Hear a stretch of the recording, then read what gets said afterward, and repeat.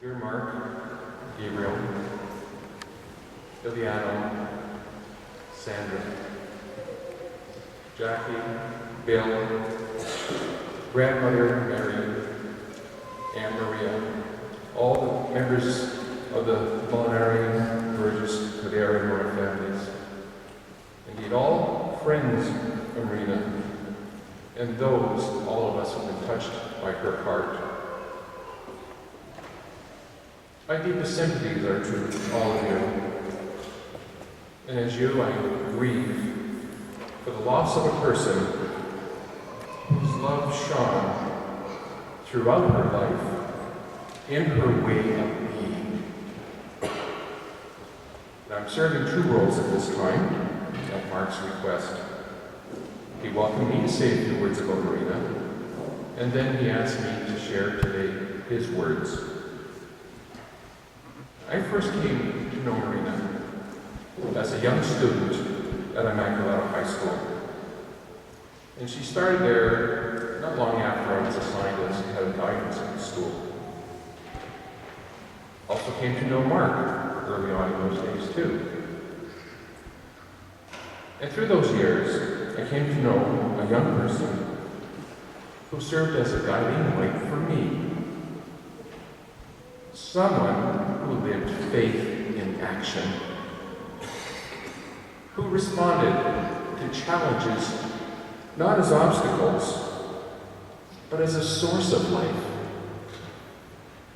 She showed understanding, empathy to all persons, those with disabilities, respecting the gifts that everyone brings to our lives. As you know, Marina has achieved recognition in different ways. I supported Marina's nomination for the Terry Fox Humanitarian Award in 1992, which she received. I'm just going to read one short section of that nomination form that myself and the staff of Immaculata fully supported. I, without reservation, would rate Marina as the most courageous young person I have ever met. She confronts challenges and fears head-on. She has addressed whole school assemblies in support of volunteerism. She has spoken to teacher groups. In spite of a significant physical handicap, she would walk with exceptional difficulty to St. Vincent Hospital to meet her responsibilities in service to others.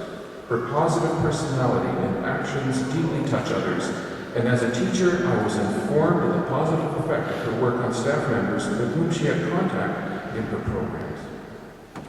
I have been personally touched by the extent of her involvements with others, including volunteer work with the children at Children's Hospital of Eastern Ontario, coordinating establishment of a volunteer program at St. Vincent Hospital, and participation in the Children's Hospital Telethon. She has given much of her time as a volunteer peer tutor with students experiencing academic difficulties. In all situations, she presents herself as a person interested in helping others, putting them at ease, and reflecting humility.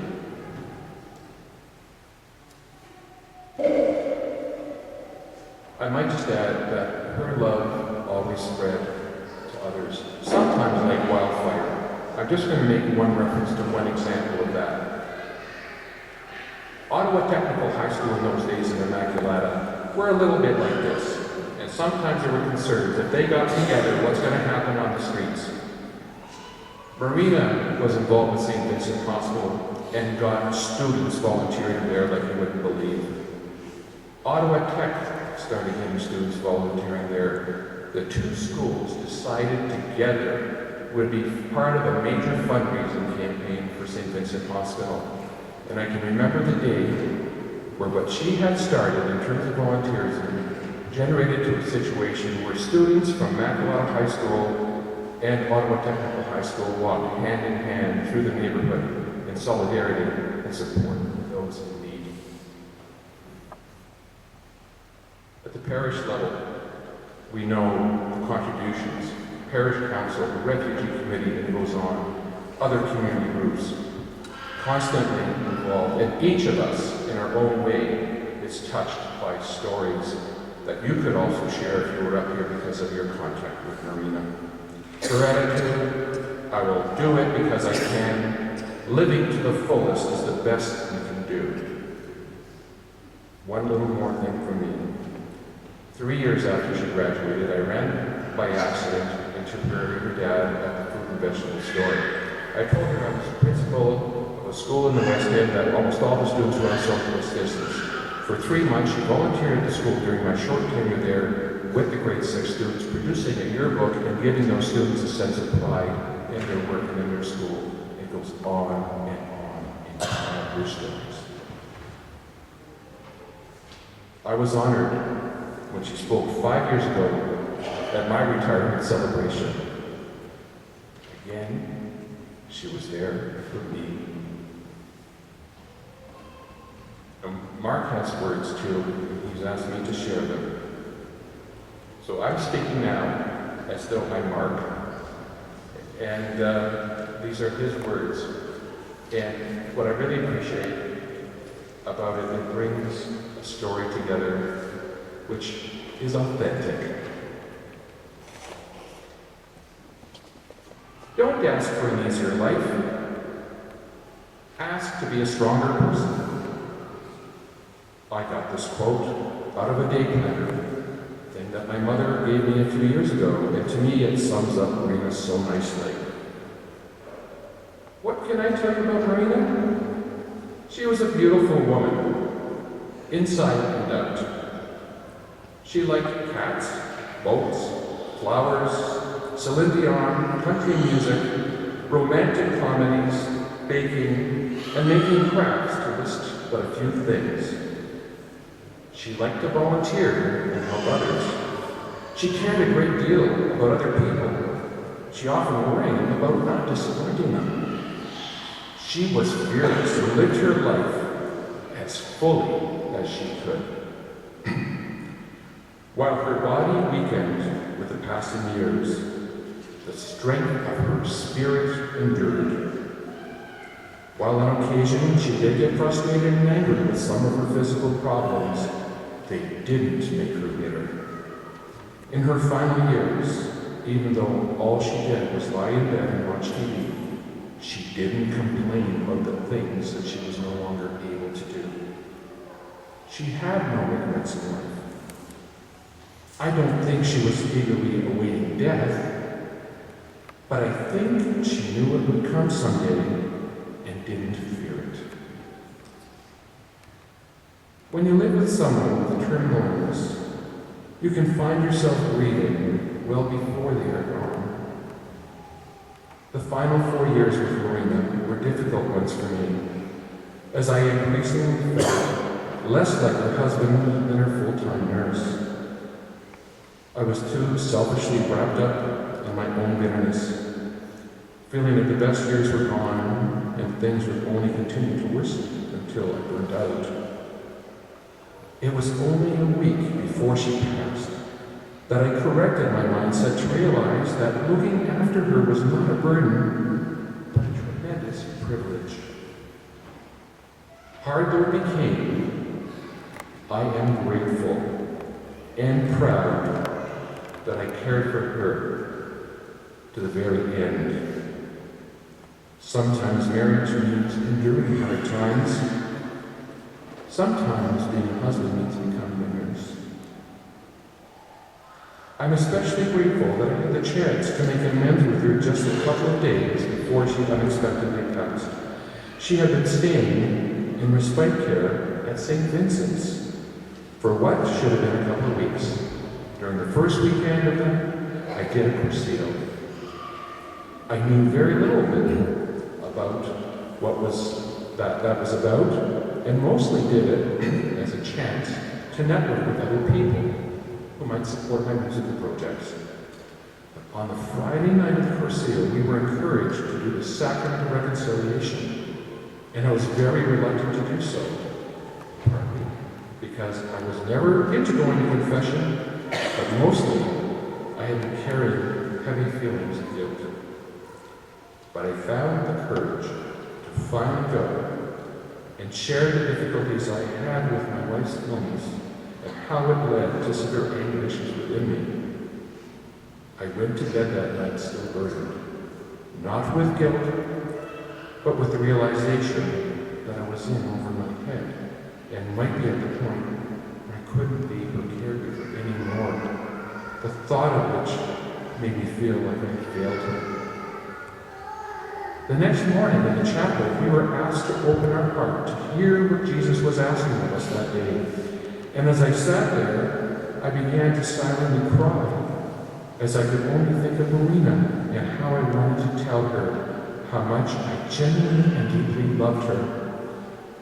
I had that chance when I went to see her the Tuesday following. I told her about the weekend and how I felt the urgent need to tell her that she was a privilege to me and not a burden. I apologized for the times I was impatient and unkind to her and told her how I truly loved her, though in my own self-pity, I often failed to show it. I told her she was a blessing. She thanked me for saying that. Wednesday night was the Curcio reunion gathering, and I shared how I had the chance to talk to my wife, heart to heart, and how I felt less stressed now. Not know then that the very next afternoon would be the final time I spoke to Marina. In hindsight, I now feel that Saturday morning, 2 weeks ago, in the chapel, I was really being told to make peace with her before it was too late. Marina was my first love, and I was hers.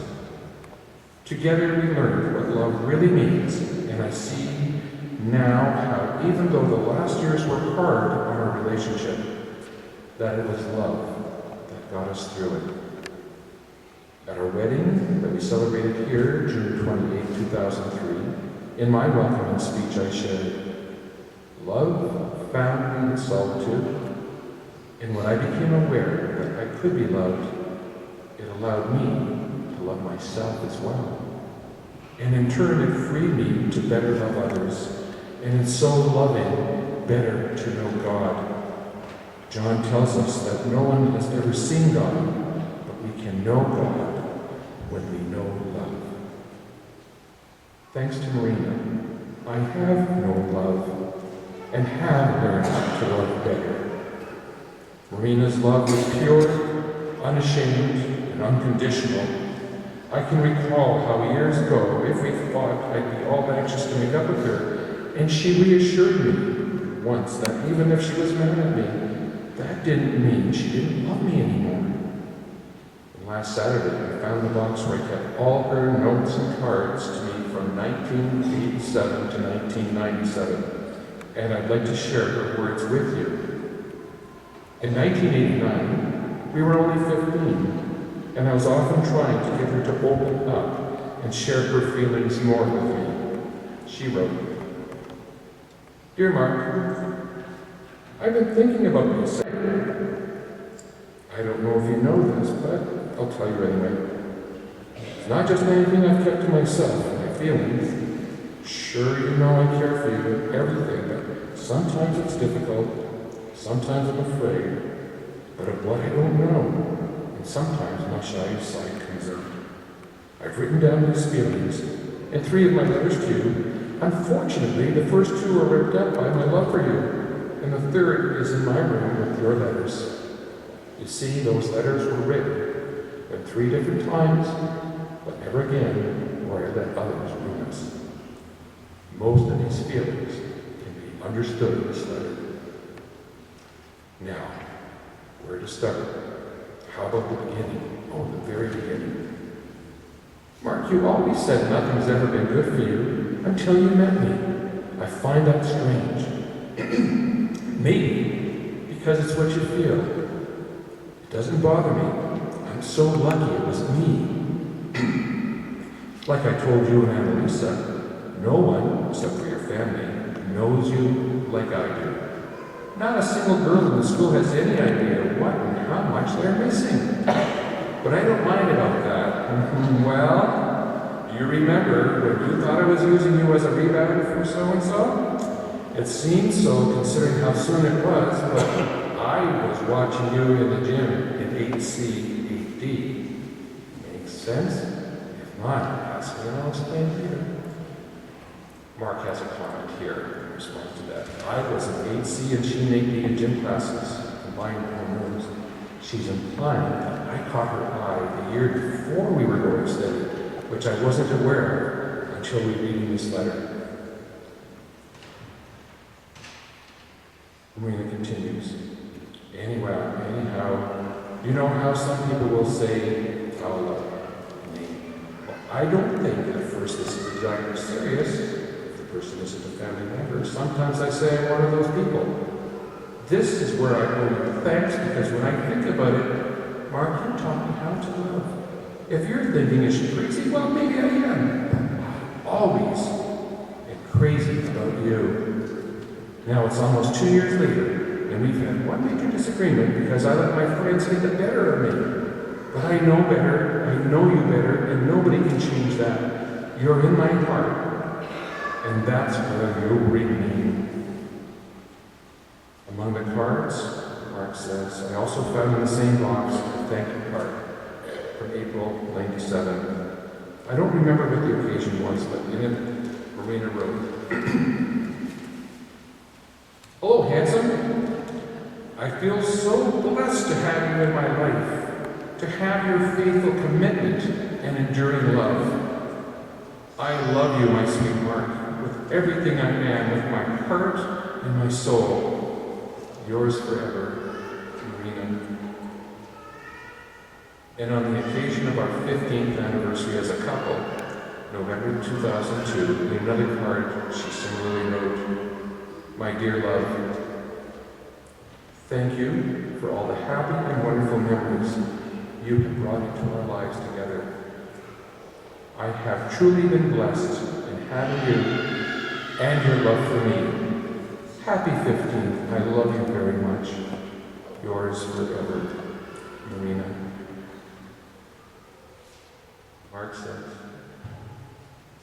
Thank you, Marina. Thank you for blessing me with your love. Thank you for being my inspiration. Thank you for choosing me to share your life with for over 22 years. The love we shared will never die.